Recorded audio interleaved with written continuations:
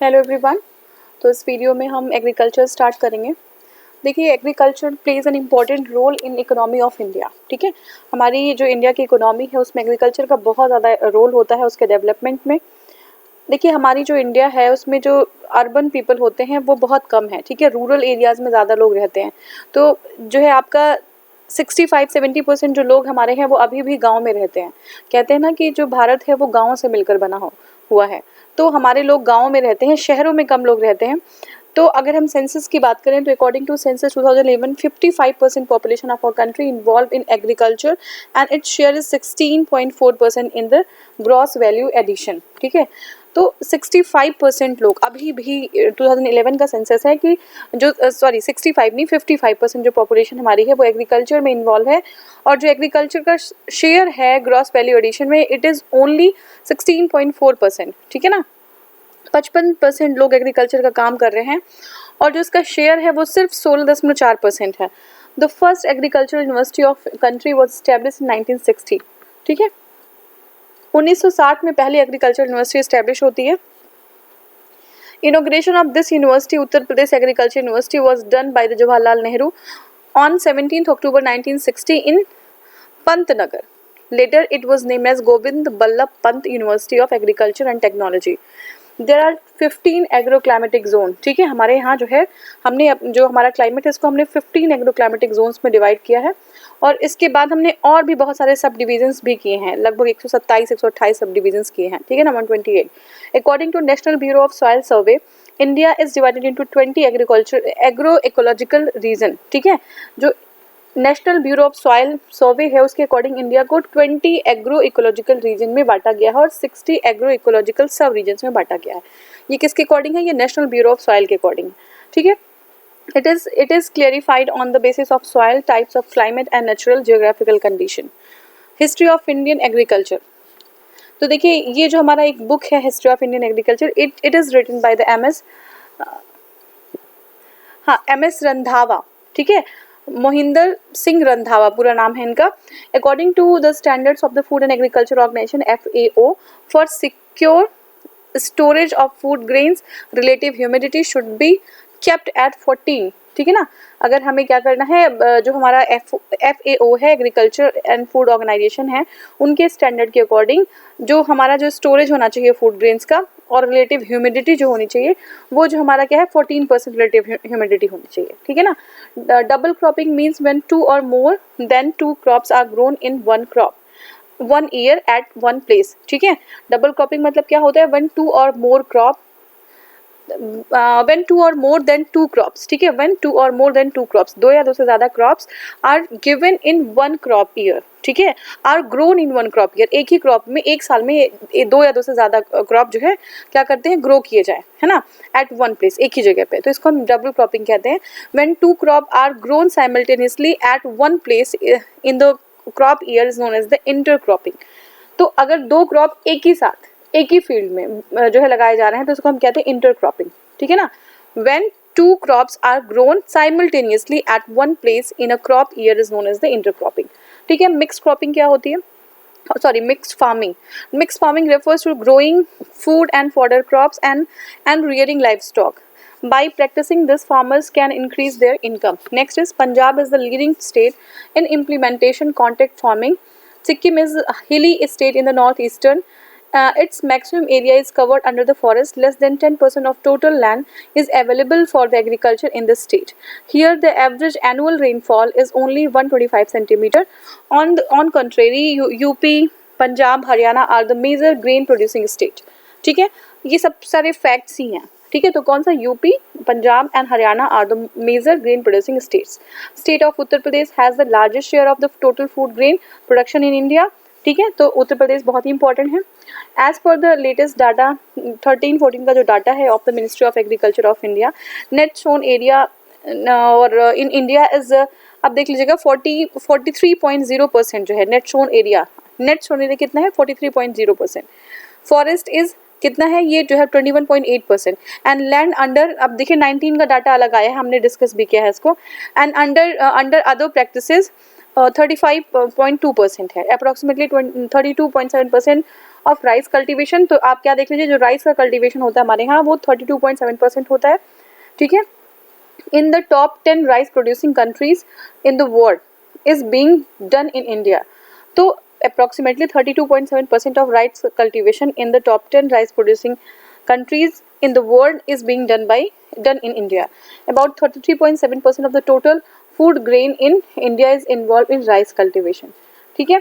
तो राइस हमारा बहुत इंपॉर्टेंट क्रॉप हो गया। उसके बाद फिर मोस्ट जो है फर्टिलाइजर्स कंज्यूमिंग 5 स्टेट हैं, सबसे ज़्यादा जो फर्टिलाइजर्स कंज्यूम करते हैं वो कौन कौन से हैं इंडिया में? यूपी है, पंजाब है, कर्नाटका है, मध्य प्रदेश है, महाराष्ट्र है। On the basis of the data देखिए ये जो है ना फर्टिलाइजर एक तो कंजम्पशन है कि कितना ज़्यादा, आप देखिए एरिया भी बहुत ज़्यादा यूपी में, तो फर्टिलाइजर कंजम्पशन ऑब्वियसली जो है आपका राजस्थान और हरियाणा से ज़्यादा होगा। लेकिन पर हेक्टेयर जो अगर हम अभी देखेंगे पर हेक्टेयर कितना जो है फर्टिलाइजर कौन जो है आपका स्टेट यूज़ करता है।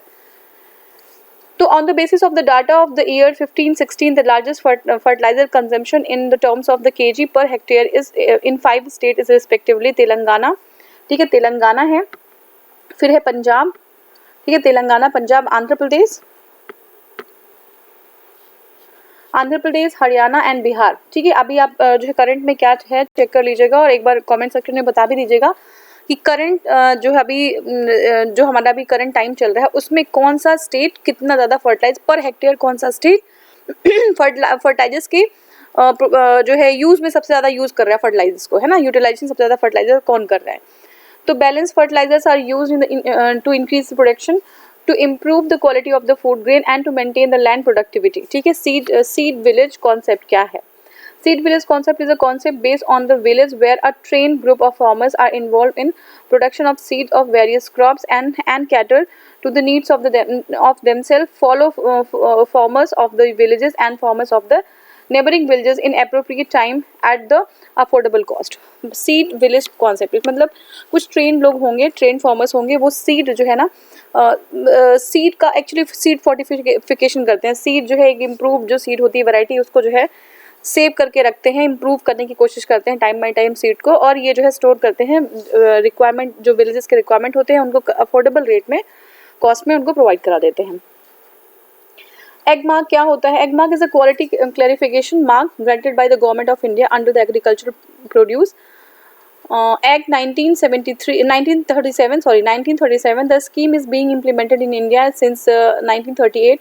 Various steps have been taken by the government of India for the continuous development of agriculture. Enrichment of sustainable soil fertility through soil health card scheme, increased capacity of the water through the Pradhan Mantri Gram Sinchai Yojana, and improving access to irrigation, organic farming, and it has been provided support through the परंपरागत कृषि विकास योजना, ठीक है। तो ये कौन सा है? PKVY, परंपरागत Krishi Vikas Yojana. And also several steps have been taken for the creation of the integrated national agriculture market so that farmers income में इंक्रीज। तो अभी हमारा जो फार्मर्स से रिलेटेड जो हमारा जो बिल आया है, ठीक है, उसके बारे में आप देख सकते हैं, करंट में सभी सब कवर कराया गया है, आप उसको देख लीजिएगा या फिर आप किसी भी बुक से कंसल्ट कर दीजिएगा इसको। जो अभी जो बुक है, तो जो स्टैटिक चीज़ें होती हैं उसको करंट की चीज़ों से उनके साथ जो है लेके उसके साथ जो है ऐड करके उसको पढ़ना होता है और उसी तरीके से पढ़ना चाहिए, ठीक है। नेक्स्ट हमारा है किसान क्रेडिट कार्ड, ठीक है। KCC क्या है? Scheme is operating throughout the country with the help of the commercial banks, cooperative banks and regional rural banks. अब देखिए इसमें किसान क्रेडिट कार्ड में एक जो है क्रेडिट कार्ड मिलता है, वो अपनी नीड के अकॉर्डिंग उनको जैसे ज़रूरत पड़ती है वो जो है बैंक से पैसा ले लेते हैं, और जब उनके प्रोड्यूस जब वो सेल कर देते हैं तो पैसा वापस कर दिया जाता है। बहुत ही कम इंटरेस्ट होता है इस पर किसान क्रेडिट कार्ड पर, ठीक है। ग्रीन मैन्योर क्या होता है? Prior to sowing the crop seeds and some plants, ठीक है ना, जैसे सन हेम्प और guar are grown and then mulched by the ploughing then into the soil. These green plants thus turn into the green manure which helps in enriching the soil nitrogen and phosphorus. तो क्या होता है, कुछ ऐसे जो है जैसे सन हेम्प हो गया, ऐसे कुछ और प्लांट्स होते हैं जो है क्या करते हैं कि अगर हम सो करने से पहले उसको हम लगा देते हैं, और लगाने के बाद हम क्या करते हैं उसको मल्च करा देते हैं, ठीक है ना, प्लाउ करा देते हैं, और ये जो है उसमें सॉइल के अंदर क्या करता है, वो अंदर मिल जाता है और वो सड़ के क्या करता है, फर्टिलाइजर का काम कर देता है। वो जो है नाइट्रोजन और फॉस्फोरस रिच बना देता है सॉइल को। तो nitrogen level available in the dhaincha क्या है एक बार देख लीजिएगा, इज 0.42%, 0.43% इन सनई and 0.34% in Gaur, but by sowing Sunheb and Sanai, the land gets maximum amount of nitrogen, that is for 84 to 105 kilo या केजी पर हेक्टेयर, ठीक है ना। तो धैंचा, सनई, गौर ये सब जो है कुछ टाइप के प्लांट्स होते हैं, सनहैब ये सब कुछ टाइप के प्लांट्स होते हैं, ठीक है। तो सबसे ज़्यादा जो हमारा जो मैक्सिमम नाइट्रोजन मिलता है वो हमारा सनई बोलते हैं इसको, या सनहैब भी बोलते हैं इसको, ठीक है। F1 gets 84 to 105 kilogram per hectare nitrogen from the धैंचा, गौर और कोबिया, ठीक है। तो ये देख लीजिएगा इसको कैसे जो है प्रोनाउंस करेंगे या कुछ और है ये। नेक्स्ट हमारा क्वेश्चन है, who was written the history of Indian agriculture. तो ये MS रंधावा है, ठीक है ना। History of Indian agriculture is written by the MS Randhawa. His full name is Mohinder Singh Randhawa and he played a major role in the field of the agriculture research and green revolution in India. Next question हमारा है, the agro ecological region of country are. कितने agro ecological region की बात कर रहे हैं, agro ecological reason ये 20 है, ठीक है 20 है। According to the National bureau of the Soil survey, India has been divided into 20 agro ecological zones. Each agro ecological zone is uniform as possible in terms of the physiography, climate, length of growing period, soil type, ठीक है। ये सारे जो macro level land use planning and effective transfer of technology. Total number हो agro ecological region, it is again 20, ठीक है। India is divided into 20 agro ecological zone. Each agro ecological zone is uniform in terms of the physiography, climate, length of growing period, same वही चीजें जो हमने पढ़ा था। Next हमारा है assertion and reason, dry zone of India, जैसे second please. ये लाइट ऑफ कर देना, ये आँख पे पड़ रही है सीधे। हाँ देखिए, असर्शन और रीजन है, the dry zone of India. Dry zone of India has a predominantly agrarian economy, ठीक है। Dry zone of India has a predominantly agrarian economy. It has reason में है, it has large potential for second green revolution, ठीक है। तो ये हमारा दोनों सही है, लेकिन आर ए का करेक्ट आंसर नहीं है। ड्राई जोन हमारा इंडिया का है, वो प्रीडोमिनेंटली एग्रेरियन इकोनॉमी है, ठीक है। देख लीजिए कैसे। Green revolution can be brought in dry zone of India by providing irrigation facilities. Agriculture is based on the economy of this area, thus A is right, ठीक है, and R is also right, but R is not the correct explanation of A. Next question is, in the context of the food and the nutritional security of India, enhancing the seed replacement rates of the various crops help in achieving the food production targets of the future.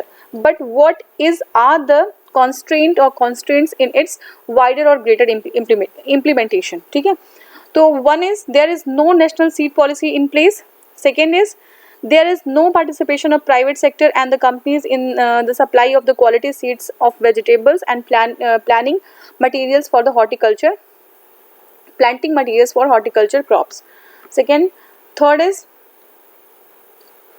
there is a demand supply gap regarding the quality seeds in case of low value and high value crops, ठीक है। तो हमारा जो है कौन सा है option, just a second,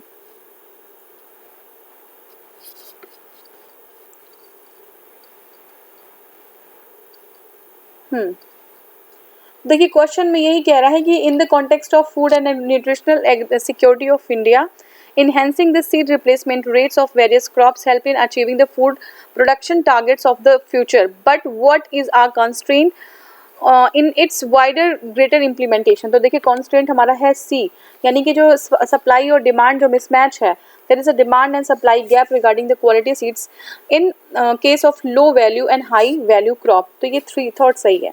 देखिए national seed policy 2002 is in place in India. So statement 1 is false. It is not true that there is no participation of private sector and companies in the supply of quality seeds of vegetables and planting material of horticulture crops, but they mainly produce high priced seed in lower volume. So it is only available to the few farmers. They supply nearly entire hybrid seeds required for the vegetables.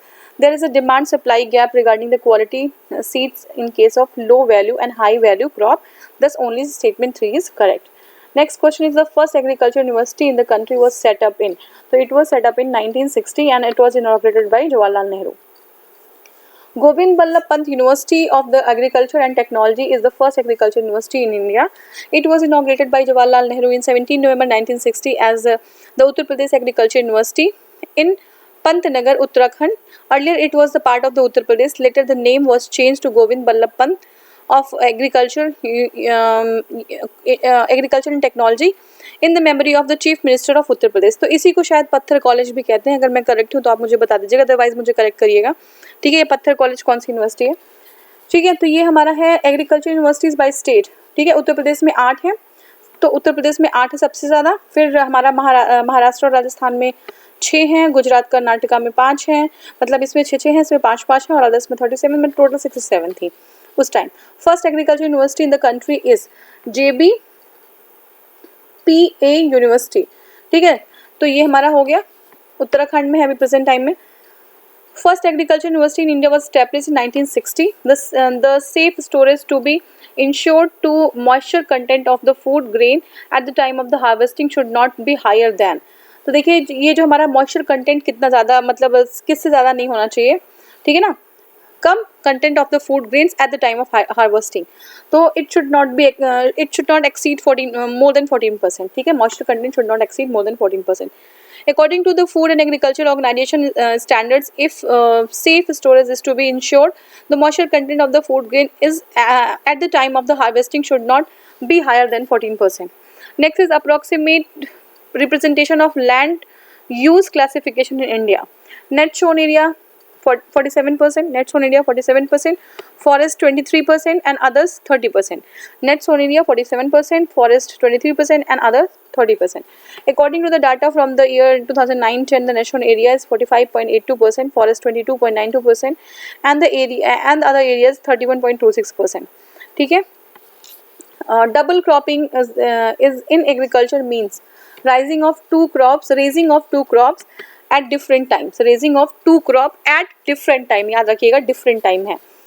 देखिए practice of the जो हमारा ये double cropping है, इसमें two crops of either like और unlike commodities on the same land with in the same year is called as a double cropping. ठीक है, double cropping same land same year पे लेकिन डिफरेंट टाइम में, एक ही साल में लेकिन डिफरेंट टाइम पे, चाहे वो दो अलग तरीके की वैरायटी हो. An example of double cropping might be the harvest of wheat crop by early summer and then the plant corn or the soybean on the harvest in the fall. ठीक है, मतलब एक सीजन में आपने जो है कोई और क्रॉप कर लिया, दूसरे सीजन में कोई और क्रॉप कर लिया.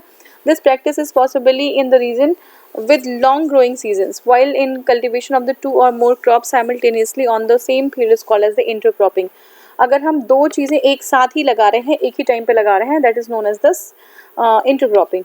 Next is which one of the following is the chief characteristics of mixed farming? Rearing of animals and the cultivation of crops together. ठीक है, mixed farming has equal emphasis on the crop cultivation and the animal husbandry. Crop rotation and intercropping play an important role in the maintenance of the soil fertility. Animal like the sheep, cattle, pigs or poultry provide the main income among the crops. Poultry provide. ठीक है, तो mix हमारा mix farming consist of क्या क्या होती है, growing several crops and also rearing animals. Next is in the given states living. अब देखिए living Sikkim percentage of agriculture land is excessive. ठीक है, अब इसमें देखिए ये आपका इसमें फिल इन द ब्लैंक्स था, इसमें आपको सिक्किम भरना है.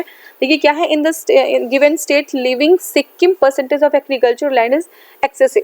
देखिए Sikkim is a hilly state in the north eastern India. Most of its parts are covered by the forest. Out of the total land, less than 10% part is available for agriculture. Average annual rain in the state is 125 centimeter. Punjab, Haryana, Uttar Pradesh are leading producers of crop in India. Next is which of the following is not characteristics of Indian agriculture?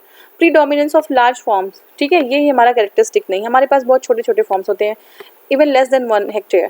ठीक है, तो ये हो गया हमारा जो है dominance of small and marginal holdings होता है. जो फार्मर्स होते हैं उनके बस बड़े लैंड्स जो है लैंड के पार्ट्स नहीं होते हैं. The reason for low productivity in India, तो क्या है, overcrowding in agriculture, right. Land holding small है होती है, ये भी सही है. Traditional agriculture practices these all are the correct. ठीक है. Overriding in agriculture, overcrowding in agriculture, small and holding a small land holding and traditional agricultural practices all are among the main features or reasons for the low productivity in Indian agriculture. Next question is which one of the following is the pathway to increase the productivity in agriculture. तो कौन सा pathway है? None of above या or more than above. तो क्या होना चाहिए? देखिए efficient, देखिए pathway to increase productivity. पहली बात तो इफिशिएंट इरिगेशन बिल्कुल सही है. क्वालिटी सीड्स तो मोर देन वन होना चाहिए, ये वाला सही होगा, यानी कि ई हो जाएगा. और यूज़ ऑफ पेस्टिसाइड्स, ठीक है. यूज़ ऑफ फर्टिलाइजर्स, देखिए यूजेस बढ़ा देते हैं, बिल्कुल जो है कहीं ना कहीं इंक्रीज तो कर देते हैं प्रोडक्टिविटी को, बट उसके अपने साइड इफेक्ट्स होते हैं. ठीक है. Green revolution technology played a crucial role in gradually transferring the traditional agriculture into the modern scientific one. It did not involve much of the social and environmental cost. तो देखिए दोनों सही है, लेकिन R is not correct explanation of A. Green revolution technology played a crucial role in gradually transforming traditional agriculture into the modern scientific agriculture with the use of the irrigation, specialized seeds, fertilizers, pesticides and machineries. तो A तो हमारा correct हो जाता है और it is true. ठीक है. Green revolution does not involve this social and environmental cost. Its success was due to the combination of the high rates of investment in the crops research, infrastructure, etc. The environmental cost is widely recognized as a potential threat for the long-term sustainability. ठीक है. Next question is which of the following is not the reason for the low productivity in Indian agriculture.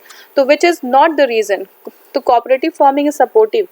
ठीक है. It is not the reason for the low productivity. What is the reason? The reasons are pressure of the population on the land. This is the reason. Distinguish unemployment, ठीक है. Disguised unemployment and small land holding, ये सारे जो हमारे क्या है barriers हैं. And the pressure of the population on the land, disguised unemployment, ठीक है. Small land holding are the reasons for the low productivity in Indian agriculture, whereas the cooperative farming is one of the means of the development of the agriculture. Cooperative farming is farming which each member farmer is the owner of his land, but farming is done jointly and profit is distributed among member जो farmers member जो farmers होते हैं उनके बीच में ये बढ़ जाता है प्रॉफिट. ठीक है. तो इसमें कोऑपरेटिव फार्मिंग क्या होता है? Is the one of the means of the development of agriculture. Cooperative farming is the farming where each member farmer is the owner of his land, but farming is done jointly and profit is distributed. ये याद रखिएगा, farming is done jointly and profit is distributed among member farmers. Next is the average size of the operational holding in India is. तो जो है average size जो है largest कहाँ पे है? तो देखिए डी राजस्थान में लार्जेस्ट है. Average size in the operational holding in India is largest in the Rajasthan followed by Punjab. Next question is agriculture in India is considered as it is a means of livelihood. ठीक है. तो agriculture in India is considered as the means of livelihood according to the official maximum man power in India is engage in agriculture and related areas, but agriculture contribute only few of total GDP. Next question is with reference to the Indian agriculture which one of the following statement is correct. कौन सा सही है हमारा? तो देखिए about 90% of the area under pulses in India is rain fed. ठीक है. Next हमारा है the share of the pulses in the gross cropped area at the national level has doubled in the last 2 decades. Next question is okay. तो कौन सा जो है हमारा क्या है कि कौन सा which of the following is correct? तो करेक्ट यही है कि about 90% of the area under the pulses in India is rain fade. ठीक है. बारिश हो जाती है, मिल जाता है. अच्छा, रेन फेड है. ठीक है. रेन फेड के अंदर है. तो देखिए at the time of the question only 12.97%. In 11-12 was it was 16.1% under pulses agriculture had facilities of irrigation. ठीक है. तो रेन फेड है यानी कि बहुत कम जो है यहाँ पे 12% जो है थी इरिगेशन की facility. Rest of the areas under the pulses cultivation is rain fade. ठीक है. यानी कि इरिगेशन की जो फैसिलिटी है वो बहुत कम होती है ना. रेन फेड मतलब जो नेचुरल जो रेन से जो मिलता है उनको वो जो है मैक्सिमम उस पर डिपेंडेंसी होती है. If we look at the agriculture of the 2 decades 1990s and 1991, the area under the pulses or pulse agriculture was 6 to lakh hectare. देखिए ये बहुत ज़्यादा इंपॉर्टेंट नहीं है, तो बहुत डाटा हम नहीं पढ़ेंगे यहाँ पे। नेक्स्ट हमारा है the 2 large consumers of chemical fertilisers in India. तो इंडिया में 2 हमारे लार्ज कंज्यूमर्स है केमिकल फर्टिलाइजर की, UP and Andhra Pradesh. According to, अब देखिए यूपी में क्या है 3842 और आंध्र प्रदेश में जो है 3119। तो एक बार याद देख लीजिएगा अभी प्रेजेंट टाइम में क्या है। The newly improved arid land the crops suitable for the green manure is, तो इट इज धैंचा कुछ है ये, ठीक है, ये देख लीजिएगा क्या है। न्यूली इम्प्रूव्ड एरिड लैंड और ये है suitable for the crop green crop manure. अब नेक्स्ट हमारा क्वेश्चन है which of the following green manure crop contain highest amount of nitrogen. सबसे ज़्यादा होता है काउपी में, ठीक है, cowpea contains the highest number of nitrogen, that is 0.49% in the given green manures। और जो सन हैप है वो आपका 0.43% है, ठीक है, और बाकी ये जो है आपका धैंचा जो है वो 0.42% है, और गौर जो है 0.34% है, ठीक है। Balance fertiliser are use to, तो किसके लिए balance fertiliser? Increase the productivity, बिल्कुल है। Improve fertiliser use efficiency, that is right. And third is C is maintain the productivity of the soil, all are correct, ठीक है, सारे सही हमारे इसमें। तो देखिए balance fertiliser are use to increase the production, ठीक है, production, improve quality of food grains and maintain the productivity of the soil. Next is the in southern India, the area of the highest agricultural productivity is found in। सबसे ज़्यादा highest agricultural productivity कहाँ पे है? Tamil Nadu. What is in Tamil Nadu? तो option था केरला, तेलंगाना, विदर्भा, लेकिन जो है सबसे हाईएस्ट एग्रीकल्चर प्रोडक्टिविटी तमिलनाडु में है इसमें। The high agriculture productivity area in the south India are coastal areas of Andhra Pradesh, Tamil Nadu, area of Surat in Gujarat, and the Satara and Kolhapur in Maharashtra. Rich state in replenishable ground water resource, ठीक है, सबसे ज़्यादा कहाँ पे है? ये यूपी में है, ठीक है। तो यह आपका यूपी है, आप फिर देखिए आंध्र प्रदेश भी है, तो सबसे ज़्यादा यूपी में है, फिर आपका मध्य प्रदेश में है, फिर वेस्ट बंगाल में है, और फिर आंध्र प्रदेश में है। अब देखिए नेक्स्ट क्वेश्चन क्या है। Which one of the following states is the Pioneer in contract farming, ठीक है, कॉन्ट्रैक्ट फार्मिंग सबसे ज़्यादा कहाँ पे होता है? तो अब देखिए हरियाणा, पंजाब, तमिलनाडु और उत्तर प्रदेश, ठीक है। तो आई थिंक पंजाब में होता है, एक बार आप बता दीजिएगा कॉन्ट्रैक्ट फार्मिंग सबसे ज़्यादा इंडिया में कहाँ होता है, ठीक है।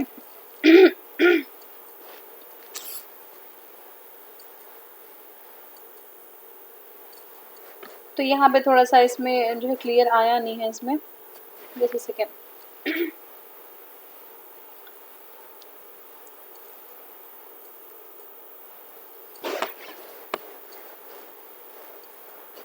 अब ये 2 क्वेश्चन कुछ क्लियर नहीं हो रहा, थोड़ा डार्क हो गया, इसको मैं या तो फिर मैं कभी और रख के बता दूंगी, या फिर आप एक बार बुक से देख लीजिएगा इसको। नेक्स्ट हमारा है which one of the following best describes the main objective of the seed village concept, ठीक है। सीड विलेज कॉन्सेप्ट को सबसे अच्छा कॉन्सेप्ट डिस्क्राइब करता है? देखिए involving the farmers for the training in the quality seed production and thereby make available quality seed to other at appropriate time and affordable cost. तो ये हमारा seed जो है सीड विलेज कॉन्सेप्ट है, ठीक है, ये हो गया हमारा। और देखिए seed village concept refers to the village wherein the trained group of farmers are involved in the production of the seeds of various crops and cater their needs of seed themselves, fellow farmers of their village and the neighboring village at the affordable cost and at appropriate time, ठीक है, जब उनको ज़रूरत पड़ती है, actually जब need होती है। The concept is to increase the seed production, meet local demands at a reasonable cost, self-sufficiency and the self-reliance by trained group of farmers। Agmark क्या है? Agmark of standard guarantee quality certification Agmark है। देखिए Agmark is a quality certification mark provided by the government of India which is under agricultural produce grading marketing act 1937। This act provides for the grading and marketing of agriculture and other produce. This plan is being implemented in India in 1938। याद रखिएगा 1938। अब next video में start करेंगे green revolution. Thank you so much for watching. Thank you.